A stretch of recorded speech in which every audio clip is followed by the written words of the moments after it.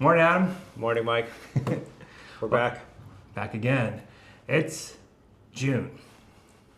It's not my favorite time being a realtor. Yeah, I agree. June in the Lakes region, it's one of those weird things because you would think that it would be the prime time. Yep.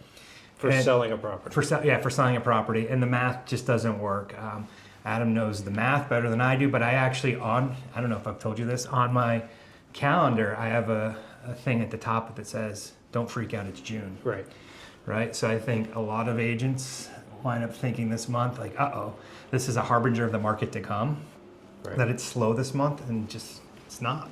Well, and I mean, there are reasons for that, right? You get graduations, people aren't here yet, they're get obligations at home. So if you have graduation or looking at a house, you're going to look at it. I mean, you're going to go to the graduation. Exactly. And, I just got, an email today. Somebody wants to see a house, but they can't get here, and they're frustrated because we've got 3 showings on it, which says that there are buyers here. Sure. However, the frustrating things for sellers, their grass is green, the flowers are blooming, like it's gorgeous here right now. Yeah. But just in most cases, the buyers aren't here yet.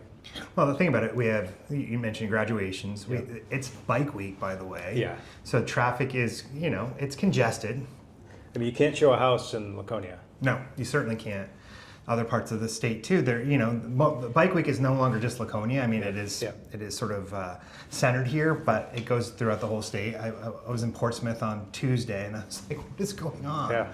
Right? So then we have, you mentioned graduations, it's Father's Day, and then the X factor is, it's the beginning of the summer, man. Like, you just had your first barbecue. I want my second and third, right? By mid-July. All right, I've had enough burgers and hot dogs to last me for a while. So we're having a lot of conversations with sellers right now.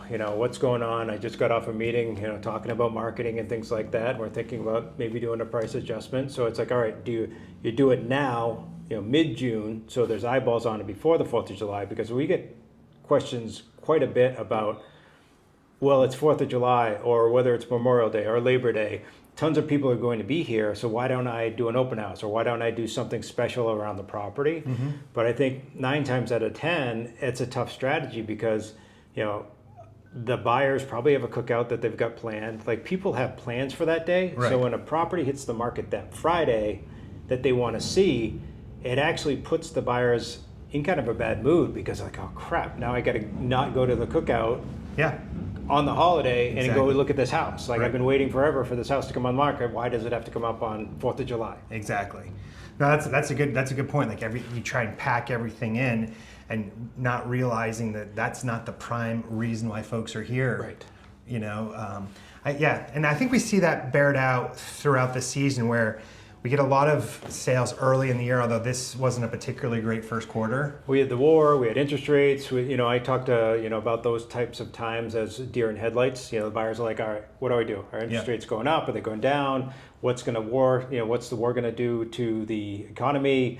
And so the hardest thing in real estate is to sell an unknown, and the unknown of the interest rate or what's happening with gas prices and things like that, I think really affected our first half of the year. I also think it was one of the coldest winters that we've recently had, and it took us a long time to get out of winter.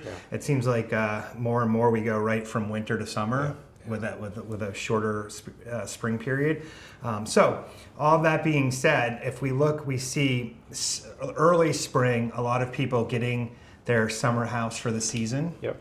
Right? And then we have the season come through, and as soon as we hit July, it seems like people are already starting to think about next year and making sure that they've secured their property. And then we also tend to see, and correct me if I'm wrong, we tend to see a lot of stuff come on in the fall because people now realize that they didn't use it all summer and it's just sitting there. Or they want one last summer in the property, and they, no matter what, they don't want to sell it before that last summer. So one last summer. So people say, should I put it on now, 4th of July? Should I put it on before the 4th, which we don't recommend because of what we just talked about.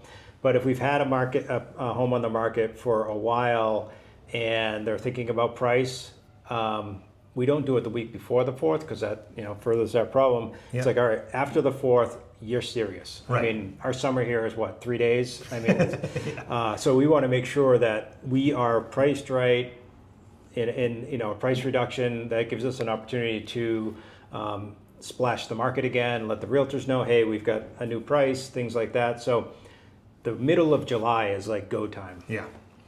Yep. So just in case you're wondering, go time is about 2 weeks away. Yeah, right. And exactly. That's going to be, that's what we've been training for. Yeah. We're ready to go. Yeah. Yeah. Awesome. Well, good. I think this was helpful. It's timely. Yeah. And we didn't have a motorcycle drive by and drowned us out. So that was good. We had one, but it wasn't as bad as some of the others. So I guess my parting thought is go have fun at the end of the month and get ready to start rocking and rolling as soon as the 4th of July is over. Sounds good. All right, Thanks, cool. Mike. Thank you.